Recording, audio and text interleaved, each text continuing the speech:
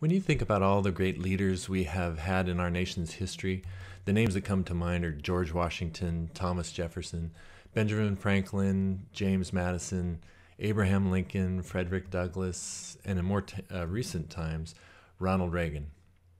When you contrast these great leaders with the current leadership in our country, if you're being honest with yourself, you would have to come to the conclusion that leadership is lost. I'm going through an online course right now from Hillsdale College in Michigan called Constitution 101.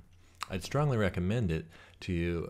It doesn't cost anything. You can give a donation if you're compelled to, but it's a very good education on the Constitution and the founders of our country. One of the professors giving a lecture on separation of powers, his name was Professor Porteous, said, in the end, the character of the people will be reflected in the character of the people they elect. So if you're frustrated with the leadership in our country today, we need to first look at ourselves as individuals and as a nation to see how our values and moral compass has deteriorated to the point where we have elected and continue to put into office representatives of us who have little character and surely do not have God as their moral compass.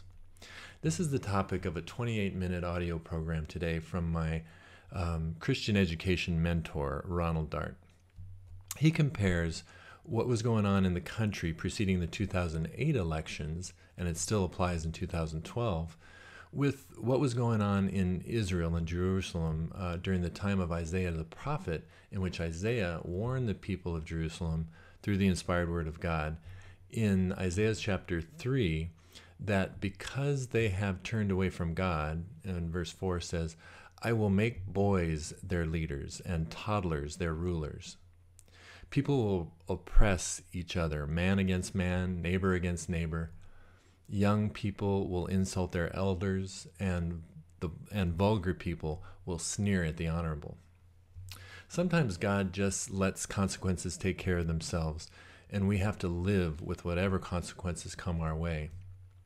The good news is that the pain of consequences that we're feeling in our country right now can drive change for individuals, families, and an entire nation if we have the wisdom and truth in our hearts to see it among us and to change our course. This is our urgency, to bring God back into our lives and let Him be the needle of our compass pointing to true north so we can find our way back on track. I recommend you listen to Ronald Dart and his audio program, Leadership Lost, because he is much more knowledgeable and eloquent than I am in God's teachings and their practical applications to our lives today. I'm Bob Wood, aspiring with you to become a leader of character.